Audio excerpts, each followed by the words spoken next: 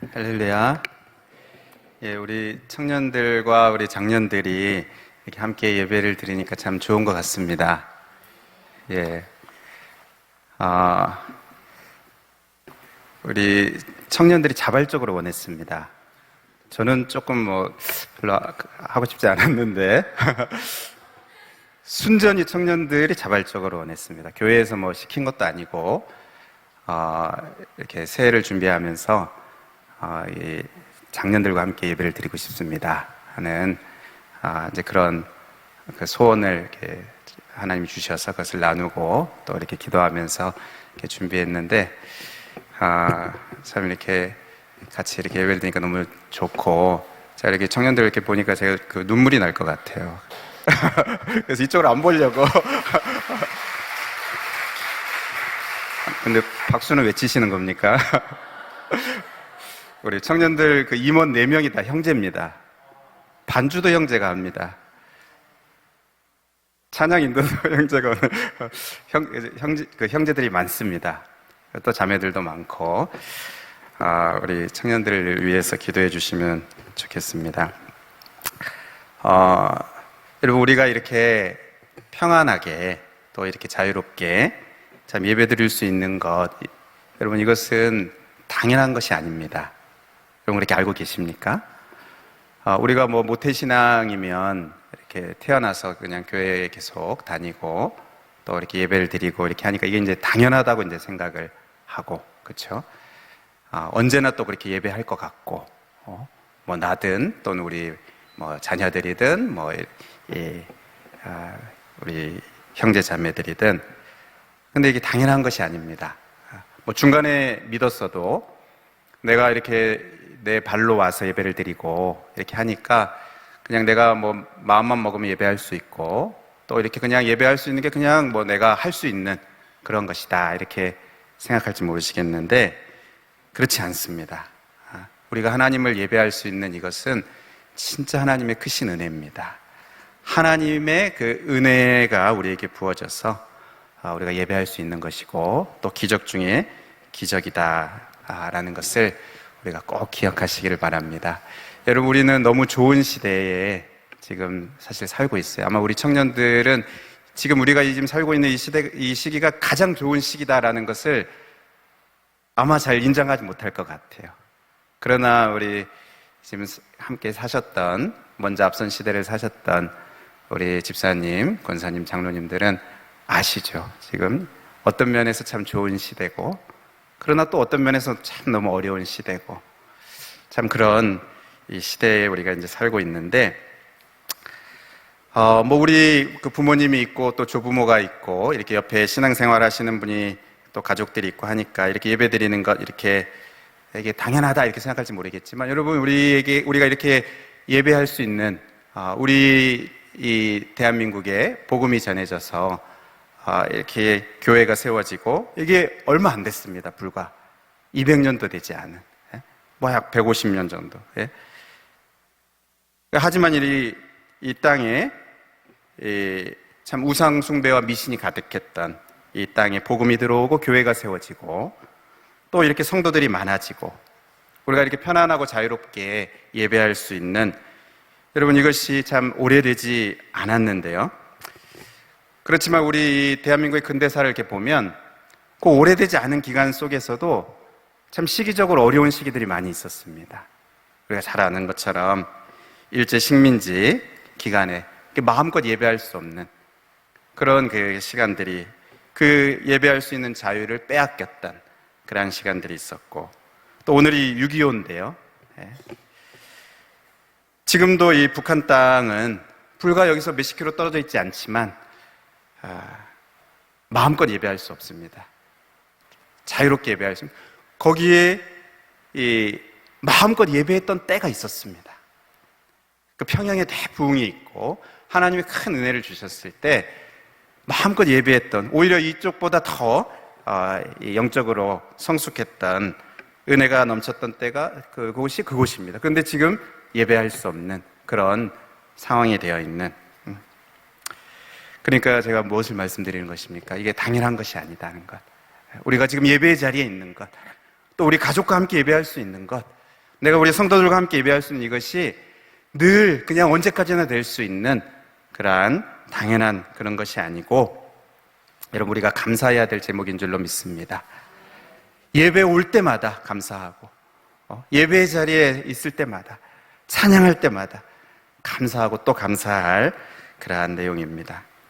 여러분, 오늘 본문에 그리스도께서 우리를 자유롭게 하려고 자유를 주셨으니, 예수 그리스도께서 우리에게 자유를 주셨다, 이렇게 말씀을 합니다.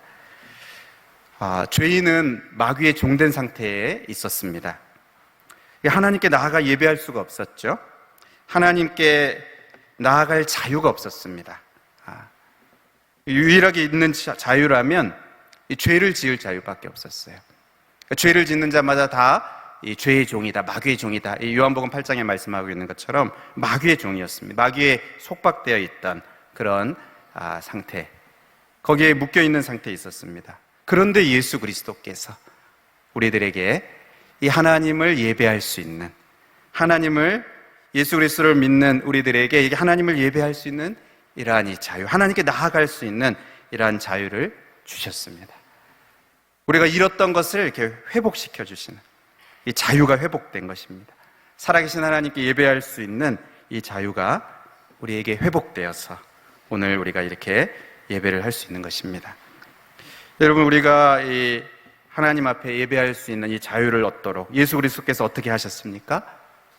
자기 자신을 내어주셨습니다. 십자가의 자기를 내어주셨어요. 자기의 생명을 주셨습니다. 자기의 전부를 주셨습니다. 그러니까 우리는 이렇게 마음껏 자유롭게 이렇게 나오는데, 이것을 주시기 위해서 예수님은 자기 모든 것을 주셨다는 겁니다. 사도행전 20장에 하나님이 자기 피로 사신 교회다, 이렇게 말씀하시지 않습니까? 우리가 이게 자주 하는 자기 피로 사신 교회, 이렇게 말을 하지만 그 교회를 위해서, 그리고 하나님 앞에 이 자유롭게 예배할 수 있는 이것을 위해서 예수님께서 자기 생명을 주셨다는 것입니다. 자기 피를 다 쏟으셨다는 이것을 생각할 때 정말 하나님의 은혜이죠. 그런 점에서 여러분, 이 자유는 거저 얻는 것이 아닙니다. 우리 자유는 공짜가 아니다, 그런 말 우리가 많이 하는데, 이 미국의 워싱턴 시티의 한국 전쟁 참전 기념공원에도 이게 새겨져 있다고 합니다. 자유는 공짜가 아니다. 자유는 공짜가 아니다. 값이 치러진 것입니다. 예수님의 생명이라는 그 값이 치러졌습니다. 바로 하나님의 아들 예수 그리스도의 그 생명의 값을 지불하셔서 우리들에게 이 자유를 얻게 하시고 하나님 앞에 예배할 수 있는 그 자유를 주신 것입니다. 우리에게 하나님께 예배하는 자유를 주시려고 예수님이 결박되셨어요. 우리 하나님 앞에 나아갈 수 있도록, 하나님 앞에 올라갈 수 있도록 하기 위해서 예수님이 낮아지셨습니다. 우리를 살리시려고 예수님이 죽으셨습니다. 여러분, 우리가 그렇게 얻은 이 자유인 것을 기억하시길 바랍니다. 예수님만이 아니고 예수님의 뒤를 이어서 사도들의 피가 흘러졌습니다. 뿐만 아니라 우리 이 대한민국 땅에 복음이 들어오기까지 수많은 성도들, 또 선교사들의 이 피가 쏟아졌습니다. 거저 온 게 아닙니다. 나 한 사람이 여기 있기 위해서 수많은 피가 쏟아져서 그 하나님을 예배할 수 있는 이 자유를 얻게 되었다는 겁니다. 우리 교회만 놓고 봐도, 우리 청년들은 지금 이렇게 이곳에 예배하고 있지만, 이 앞서 우리 신앙의 선배들, 우리 집사님, 권사님, 장로님, 우리 분들이 지난 54년 동안, 그렇죠, 우리 교회를 위해서 땀 흘리고 피 흘리고 또 눈물 흘리고 그렇게 해서 우리 교회를 섬겨 오신 것입니다. 그냥 거저 주어진 것이 아니라는 말입니다. 내가 지금 여기서 예배할 수 있는 것, 이 무더위 가운데에도 오늘 좀 덥기는 한데 자유롭게, 이 편안하게 그래도 하나님을 예배할 수 있는, 여러분, 이것이 하나님의 은혜다. 거저된 것이 아니다. 여러분, 이것을 기억하시면서 우리가 감사할 수 있기를 바랍니다. 여러분, 하나님께서 이렇게 우리가 하나님을 자유롭게 예배할 수 있는, 이게 전적인 하나님의 은혜인데, 하나님은 특별한 사람들을 이렇게 세우셔서 그들을 사용하셔서 이것을 할 수 있도록 하나님의 그 일을 하게 하셨습니다. 하나님의 크신 섭리와 계획 가운데 일꾼들을 부르시고 또 세우시고 또 그들을 훈련시키시고, 그래서 하나님을 예배하는 이 귀중한 가치, 또 자유롭게 하나님 앞에 나아갈 수 있는 이 자유, 이것을 지키게 하시고 그 일을 위해서 계속 헌신하게 하셨어요. 그러니까 자기들이 하나님의 은혜를 입은 자들, 하나님을 예배할 수 있는 이 자유와 기쁨을 누리고 맛본 경험한 그 사람들이 감격하면서 이제 자기를 넘어서 옆에 다른 사람에게도, 뿐만 아니라 우리가 살고 있는 이 시대, 그리고 또 후대까지 이 자유를 잃어버리지 않도록 하나님을 계속해서 예배할 수 있는 그것을 누리게 하기 위해서 자기를 드리고 헌신할 수 있도록 하나님께서 역사하셨습니다. 여러분, 그 대표적인 사람이 오늘 이 편지를 쓰고 있는 이 사도 바울이에요. 아까 사도행전 20장에서 바울이 에베소 장로들에게 하나님이 자기 피로 사신 교회다 이렇게 이제 말했는데요, 하나님을 위해서 또 그 교회를 위해서 이 바울이 어떻게 합니까? 이 하나님의 은혜를 입은 이 바울이 자기가 어떻게 합니까? 20장 24절에 이렇게 말합니다. 내가 달려갈 길과 주 예수께 받은 사명, 곧 하나님의 은혜의 복음을 증언하는 일을 마치려 하면 나의 생명조차 조금도 귀한 것으로 여기지 아니하노라. 내가 그렇게 한다. 왜 이렇게 합니까? 하나님의 은혜를 입었기 때문에. 지금 성령에 매여서 예루살렘으로 올라가고 있습니다. 그곳에 가면 무슨 일을 당할지 모르고 또 여러 예언들을 통해서 결박과 환란이 있을 것이다 하는 그러한 말들을 들었어요. 그러면 그냥 인간적인 마음에는 안 가고 싶지 않겠습니까?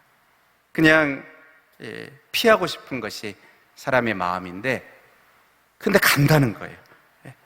내 생명조차 귀한 것으로 여기지 않겠다. 왜 그런 일이 있게 됩니까? 하나님의 은혜를 받았기 때문에. 하나님의 은혜를 받았기 때문에 그렇습니다. 이 하나님의 은혜를 아는 것과 이 예수님께 사명을 받는 것, 여러분, 이것이 연결이 되어 있어요. 그 은혜를 받으면 사명이 생깁니다. 바울이 하나님의 은혜를 입으니까 하나님 앞에 도저히 예배할 수 없는 자기와 같은 자들, 정말 나를 위해서 하나님이 자신의 그 생명을 주신 그 은혜를 입고 나니까 그게 자기의 사명과 연결이 되는 것입니다. 그래서 내가 내 생명조차 아끼지 않겠다. 그것을 들여서 내가 달려가겠다.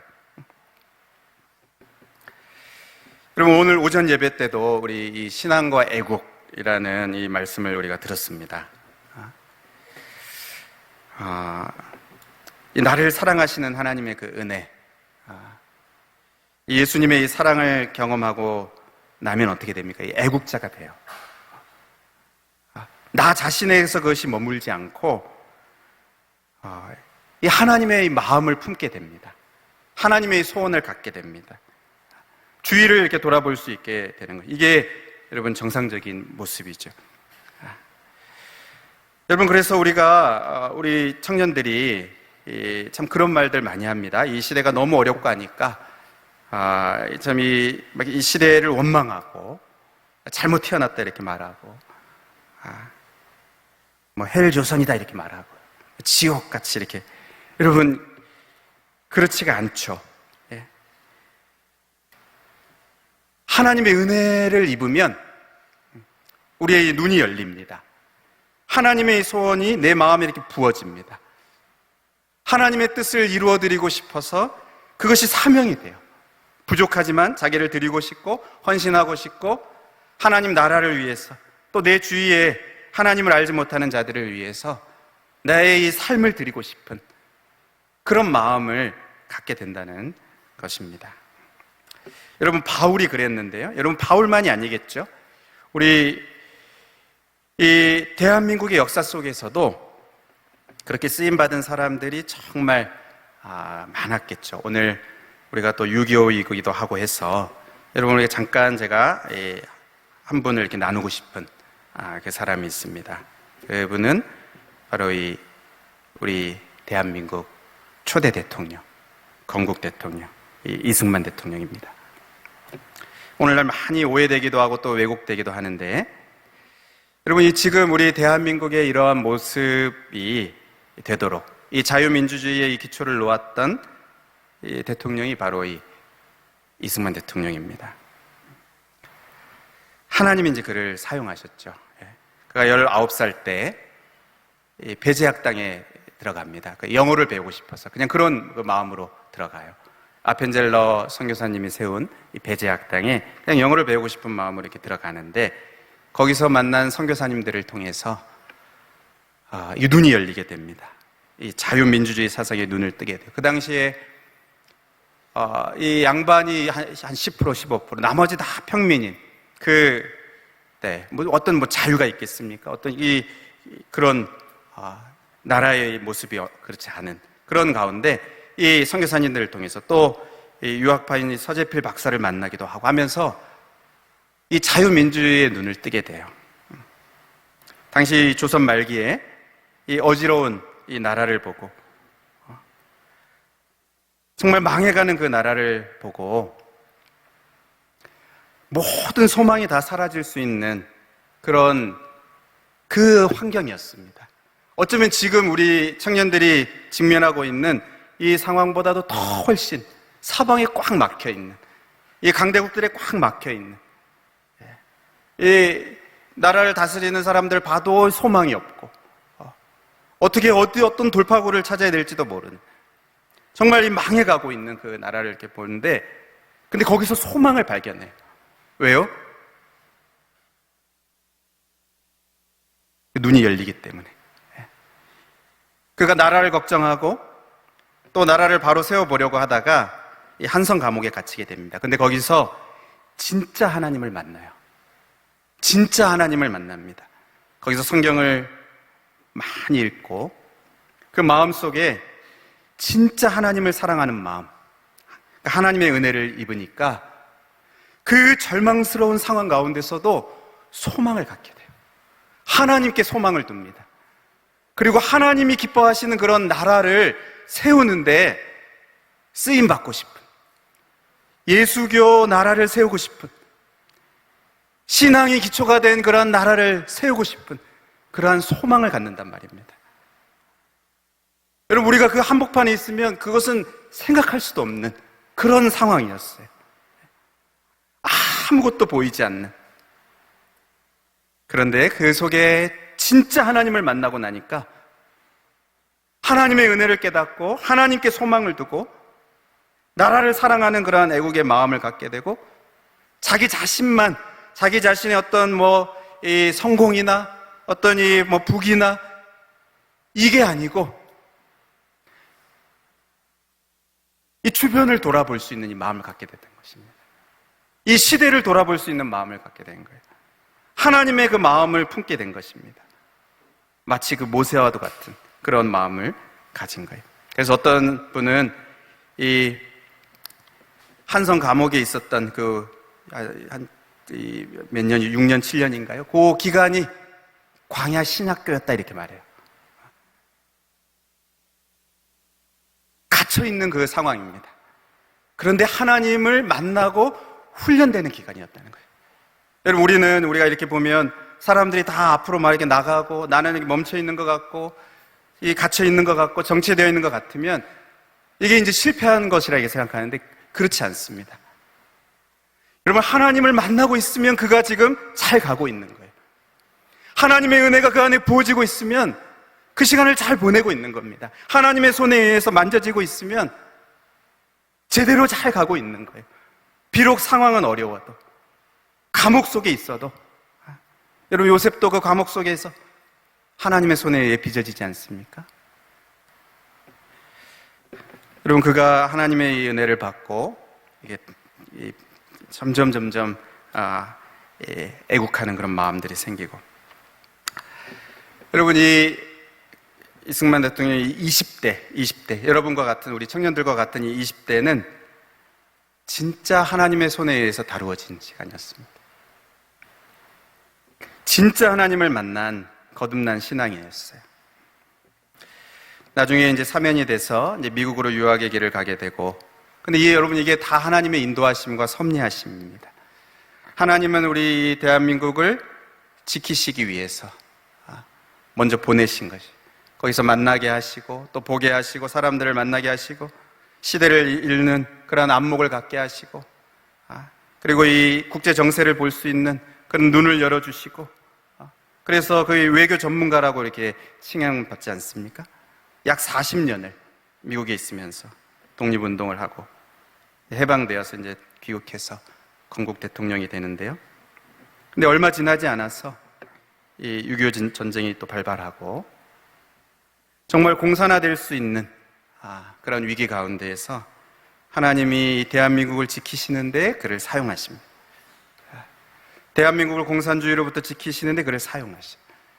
그를 그동안 훈련시키시고 또 많은 사람들과 이거 관계를 갖게 하시고 또 이 안목을 주고 하신 이것들이 다 사용돼서 바로 이 땅을 지키는데 사용이 되었습니다. 하나님께서 그를 쓰신 것입니다. 이 사람을 평가하면서 두 가지 축이 있다고 말해요. 하나는 철저한 기독교 신앙, 그리고 또 하나는 철저한 반공 사상이죠. 반공주의 사상입니다.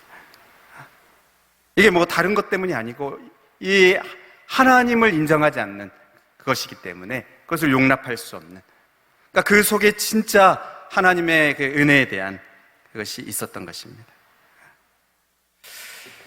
말년에 이제 이렇게 하야되고 또 그 하와이 병실에서 쓸쓸히 90세에 하나님의 부르심을 받게 되는데요. 정말 하나님 이렇게 귀하게 쓰임 받다가 하나님의 부르심을 받게 되는데 마지막 그 유언이 있습니다. 마지막 그 유언의 기도가 있어요. 늘 기도했던 사람입니다. 늘 기도했다고 그 아내가 기억하고 있고 그래요. 근데 늘 기도하는 사람이 그 마지막 그 순간에 정말 그 쓸쓸히 있으면서도 어떻게 보면 여러 가지 원망이 들 수도 있는, 뭐 사람들에 대한, 뭐 또 나라에 대한, 그럴 수도 있지 않습니까? 그런데 그 마지막에도 하나님 앞에 그 마지막 유언의 기도를 합니다. 그걸 우리 한번 이 자막에 여러분 보이십니까? 제가 한번 읽겠습니다. 이제 저의 천명이 다하여 가매 아버지께서 저에게 주셨던 사명을 감당치 못하겠나이다. 몸과 마음이 너무 늙어버렸습니다. 바라옵건대 우리 민족의 앞날에 주님의 은총과 축복이 함께 하시옵소서. 우리 민족을 오직 주님께 맡기고 가겠습니다. 우리 민족이 굳게 서서 국방에서나 경제에서나 다시는 종의 멍에를 매지 않게 하여 주시옵소서. 여러분, 이게 유언과 같은 기도였습니다.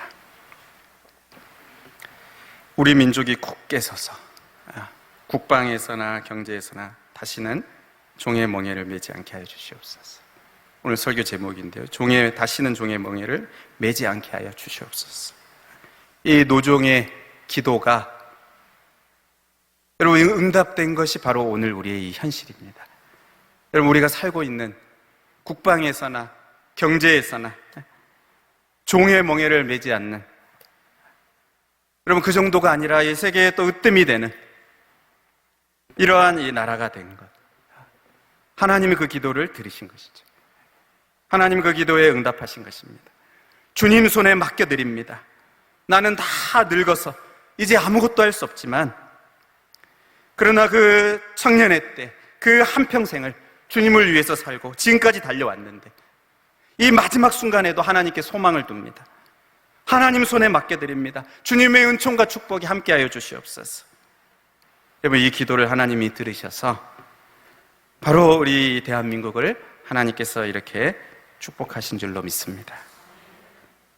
여러분, 이 노종만 아니라 수없이 많은 사람의, 우리 이 땅에 정말 이름 없이 갔던 많은 분들, 자기의 그 전생애를 들여서 기도하고 수고하고 땀과 피와 눈물을 흘렸던 많은 분들 계셔서 우리가 여기까지 온 것입니다. 그렇지만 지금 우리는 또 여러 가지 위기의 모습들이 있어요. 여러분, 이제 여기에 있는 우리들이 그것을 이어서 감당해야 되는 것입니다. 우리가 헌신 예배니까 제가 이제 몇 가지만 권고하고 헌신을 다짐하고 그렇게 하려고 하는데, 여러분, 우리 청년들에게 주는 권고입니다. 여러분, 이 20대에 정말 하나님을 만나기를,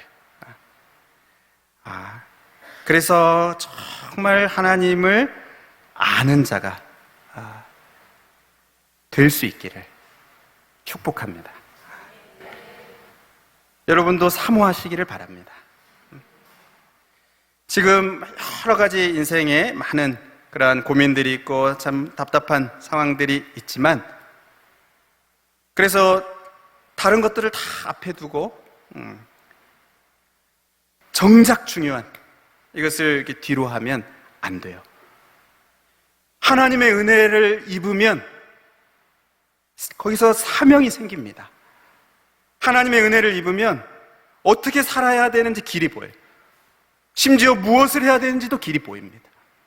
하나님 앞에 묻고 또 하나님께서 나에게 주신 그러한 은사를 통해서 그것을 준비하고 그것을 이렇게 갖고 가면서 그 거창한 대통령이 되고 이런 건 아니어도 하나님이 나를 두신 그 자리에서 정말 하나님 나라와 그 영광을 위해서 쓰임받는 귀한 인생을 살아갈 수가 있습니다. 이 20대 때, 이 청년의 때 하나님을 만나는 것, 하나님의 손에 의해서 다루어지는 것, 하나님을 깊이 경험하는 그러한 신앙을 갖게 되기를 축복합니다. 여러분, 우리 장년 성도들도 여기 계시니까 제가 또 어르신들에게 드리는 권고, 헌신하시도록 권면을 드리면, 여러분, 이 90세 노종의 기도가 이거였습니다. 한평생을 그렇게 달려오셨는데 이제 그냥 다 그냥 이게 가만히 있을 수도 있지 않습니까? 근데 그렇지 않으시는 거예요. 마지막 그 순간까지 다음 세대 그 후대를 생각하면서 내 사랑하는 조국, 우리 다음 세대가 다시는 종의 멍에를 매지 않게 하여 주옵소서. 그것을 기도했다는 것입니다. 하나님께 소망을 두고 여러 가지 어려운 그 상황 가운데서도 하나님이 그렇게 하시면 된다는 그 확신을 가지고 하나님께 간절히 기도하는 여러분, 이 모습을 담게 되시기를 축복합니다. 90세의 그 노종이, 여러분, 살아생전에 그 모든 영광을 다 보지 못한다 하더라도, 여러분, 이것을 다 보지 못하고 가셨지만 그러나 끝까지 포기하지 않는 그 기도, 우리 아까도 우리가 찬양했는데요, 그는 결코 너를 포기하지 않으신다. 그 기도를 포기하지 않으십니다. 그 기도하는 그 사람을 포기하지 않으십니다. 그 기도를 하나님 들으시고 그 시대를 포기하지 않으십니다. 그 기도하는 그 영혼들을 포기하지 않으십니다. 끝까지 포기하지 않는 그 기도, 여러분, 그 귀한 모습, 끝까지 헌신하시는, 그리고 다음 세대를 생각하시는, 그리고 아무것도 할 수 없을 정도로 그렇게 침대에 누워있으면서도 기도하시는, 여러분, 이 귀한 모습, 그 귀한 모습을 우리 여기 계신 장년 성도님들이 다 가지시기를 권고합니다. 우리 청년들에게 또, 여러분, 이 말씀에 굳건하게 서서 다시는 종의 멍에를 매지 말라, 이렇게 말씀하셔요. 굳건하게 서서 다시는 종의 멍에를 매지 말라. 갈라디아서 5장 13절 그 뒤에 몇 절 뒤에 보면 이렇게 말씀합니다. 형제들아, 너희가 자유를 위하여 부르심을 입었으나 그러나 그 자유로 육체의 괴를 삼지 말고 오직 사랑으로 서로 종노릇하라. 여러분, 하나님께서 우리에게 귀한 자유를 주셨습니다. 죄의 종된 우리들을 자유하게 하시려고 예수님이 귀한 생명을 주셨습니다.